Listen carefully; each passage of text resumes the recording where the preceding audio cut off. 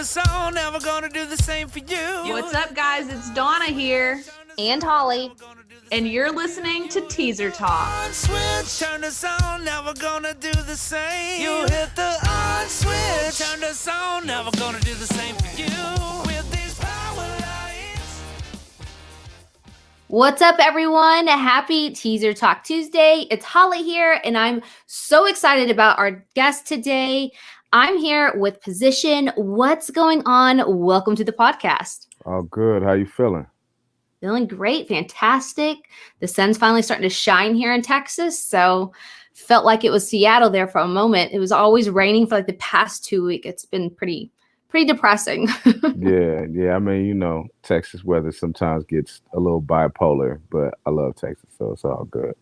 Texas is that. I agree. So, I was thinking about this podcast episode and how to kick it off. I've been following you for quite some time. But one thing, as I didn't really know your story. So I'd love to kick this episode off with you sharing your story as an artist. If you can share with listeners where you're from and then how you really got into the music industry, because you've been here for quite some time. I'd love to hear about it.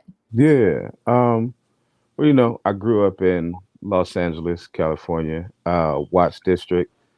And, like you said, I've been doing music so long, it's just crazy. But a good friend of mine taught me how to make beats. I was, grew up rapping as a kid, but I was always infatuated by people that make music just out of nowhere and just create all this good music. So I just sat there, paid attention until I learned. Pretty soon the words started getting out. And I got the attention of Krayzie Bone. And, I met him through a female by the name of Tanya Duche. And we just started working ever since. And we started working, me, him, Keef G, started working on a song called Welcome to the Alley. And it just kept on just going after that to Life is a Lesson Learned, to what everybody hears today. And it spilled over into me being their DJ, which wasn't something that I thought I was going to be, but here I am. I love it. So really, you were obviously looking to get more into the rap part, not necessarily the DJ part. Exactly. But I feel like that definitely probably had to open some doors for you too, as well. A lot of people probably saw you as a collaboration piece, not so much as a competition. Right. I mean, like I said, the DJ situation happened kind of by default. Krayzie and Wishbone were going to Australia and they didn't have a DJ, but they didn't tell me that they didn't have a DJ. They just offered me to go out there and open up and perform and stuff like that. And at that time, as soon as we landed, they asked if I knew how to work the equipment. And I was like, hell no, I don't know how to do that shit. And I literally had to learn that night because we had a show as soon as we got off the plane that night. That's awesome. So you literally were just like some opening set to, okay, now you're officially our DJ. Let's learn how to use this equipment. Yeah. I love that. When was that? Oh man, it felt like it was a long time ago now. It was literally 10 years ago, 2011. That's awesome. What a great story. So yeah, speaking of you guys, you were literally the first show that I had attended post-pandemic. It was here in Texas, and it was just so nice to be kind of normal. I don't know if we'll ever have a normal anytime soon, but it was nice to kind of enjoy live music. And I'd love to hear, like, what were you doing during pandemic? I know so many artists have kind of they either allow that to paralyze them or they found it to some time to really, get creative and do collaborations virtually and things like that. So I'd love to hear what you were doing last year before you guys could go back out onto the road. For me, just being real honest, I was doing all the wrong shit. And I was, just like everybody else, eating a lot. Then I was drinking like super heavy, like I was still on tour, but I was, really just being creative in the house. But as far as me being creative in the house, which was dope, I was sitting here just getting big as fuck. So I was like, man, I got to stop this shit. And, I just kind of took some time to like sit back, reflect on a lot of shit. Like I done had a lot of fun, creating music, but I just got more into, learning the business part and, just really getting things done right and creating some stuff that people ain't ready for these next few projects. So I just took that time and just really just went all out. I love to hear that, and I'm super excited to be on the lookout for all the new stuff you will be dropping. I think I can definitely say you were not alone during COVID. Whenever you would just sit there and eat and drink, it was kind of weird. Like the beginning of it was like, haha, this will be over soon, whatever. Right. And then it was kind of like, wait, what is this thing? And then it was like, I guess I'm gonna start drinking at like 3 p.m. because there's nothing to do and eating terribly. It was. You are definitely not alone when it comes to that. There's a lot of us, including myself, that had established those bad eating habits. Now, you had in 2020, and I don't know if you recorded this previous COVID, but you were on Lazy's album, correct? Yes. Yeah. So was that recorded before or after? His project? Yeah, for the song that you're on. Which one? We did a few. Oh, was it? So one I was listening to was Holler When You See Me. Was it we are way too real, right? The shit is too real. It's a lot. We did that. Yeah. Was that during pandemic or did you guys? No. Okay. You know what? That was right before. Gotcha.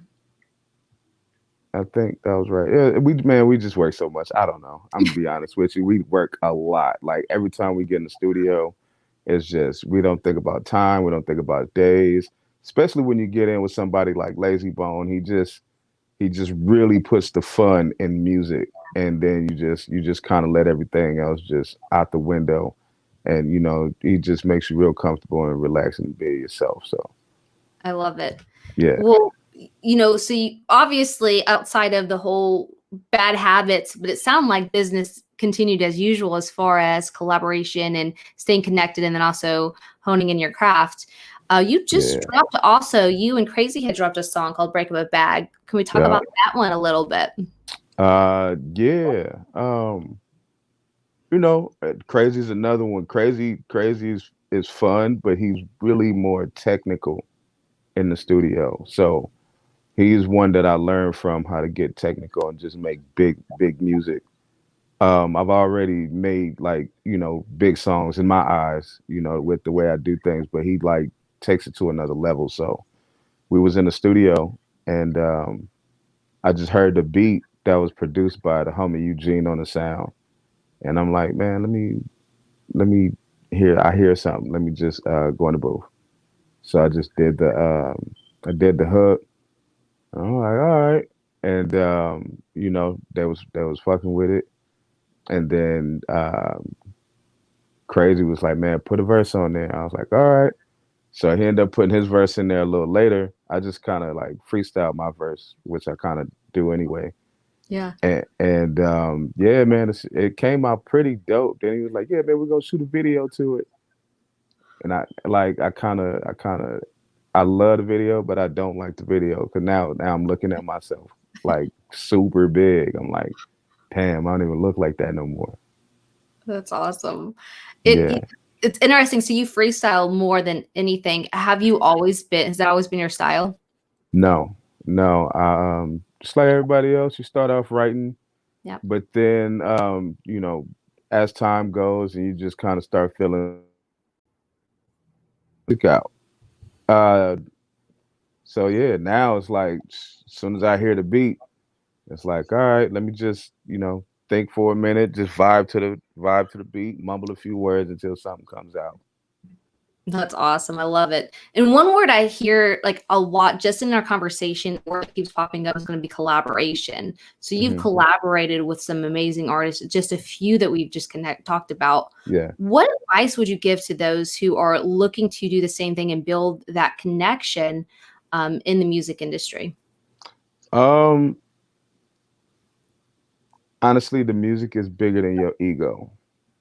A lot of people, especially in the hip hop industry, but a lot of people, when it's time to create, some people want to kind of take control of the song when, you should be able to just work with each other. Whatever works, works. If it doesn't, you'll feel it.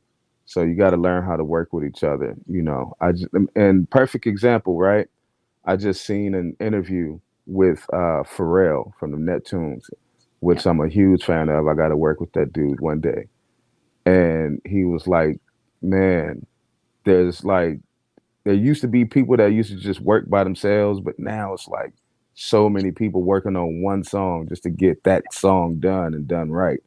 So, that's the perfect example. Like, don't let your ego fly into it. Work with each other. You know what I'm saying? And be open-minded to, what the possibilities can be. I love that. And, you're so spot on when it comes to ego, especially the music industry. You see so many people split up. They're in a band together because of egos. And I love seeing the collaborations. And I feel like the rap industry, you guys have been doing it for so long. I feel like forever. Yeah. What I love now seeing it is kind of almost that spilling into the rock industry as well. People are finally allowing themselves to not be the only name on the song or the album. Mm-hmm. And I just love seeing too, some people like cross-pollinate through different genres. So it's awesome to see. Is there anyone else other than Pharrell that you'd like to collab with that you haven't already? A lot of people. E40 is one of them. Like my top 5, I'd say, would be E40, Pharrell, Surge from System of a Down.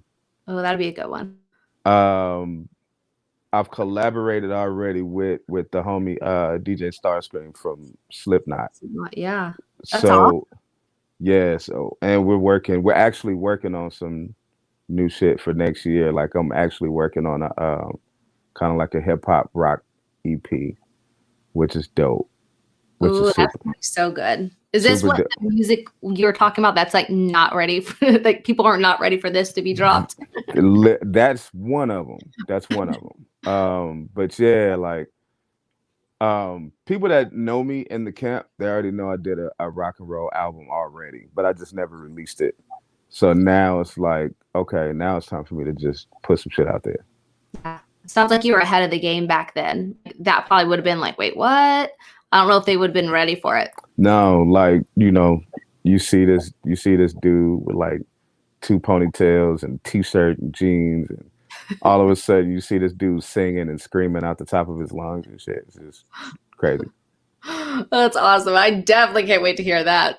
So obviously being in the music industry as long as you've seen the evolution of it. It's transformed not only the way that we listen to it and consume it, but also how we discover artists. What would you say? Would you say that labels are just as important today as they were back in the day whenever it comes to artists, new artists specifically, to build credibility and to get their music discovered?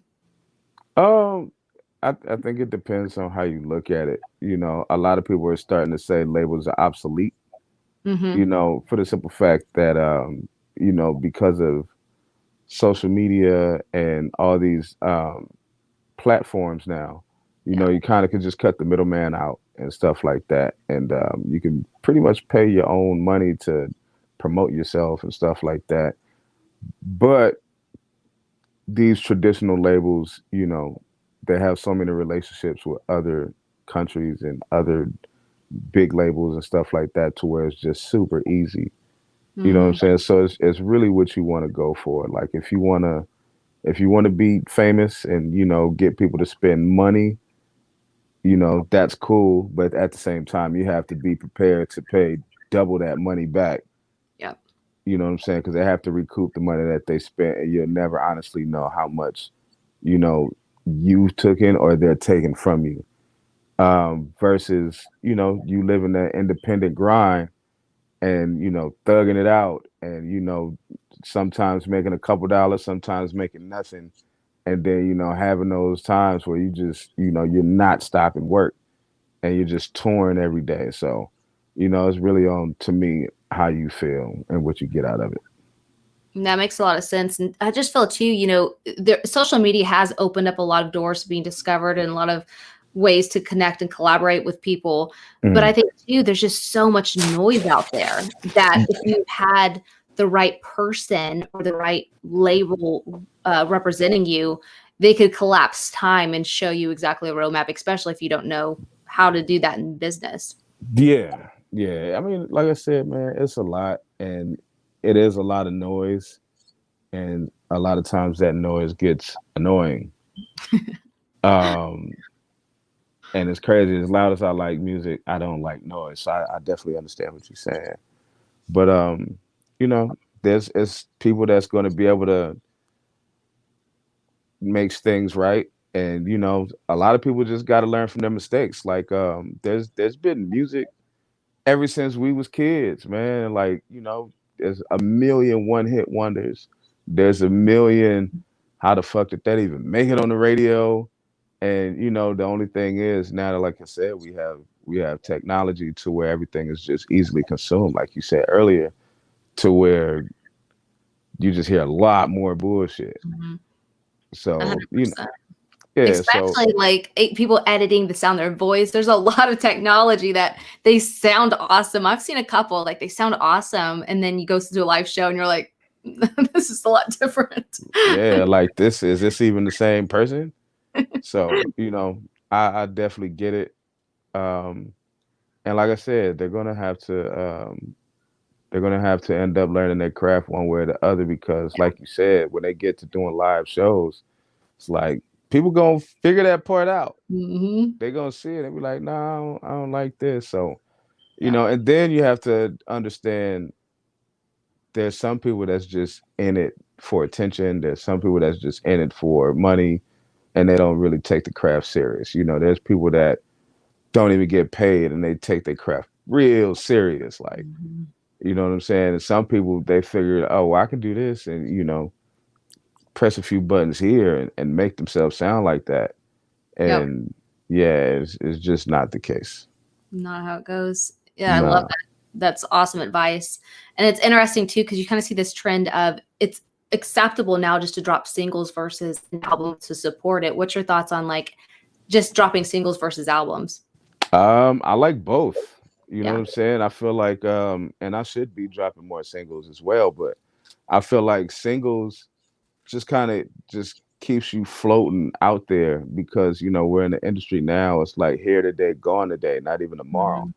So, you know, and the industry loves singles. They need singles because it's like you said, music is so easily consumed. Yeah. To where now it's like, okay, I heard it 3-4 times. What's next? Yeah. You know what I'm saying? And nobody's saving up their money to buy the next single. Nobody's doing that. Now it's like you can click Pandora, Spotify, Yep. you know, Deezer, whatever you want to click on, Apple Music, all that. And you could just hear everything for free. You know what I'm saying? So yeah, it's crazy. We live in a society where, like, you know, we're used to buying something online and getting it 2 days later, like Amazon. So we're in such a culture right now of like instant gratification. We want it right now.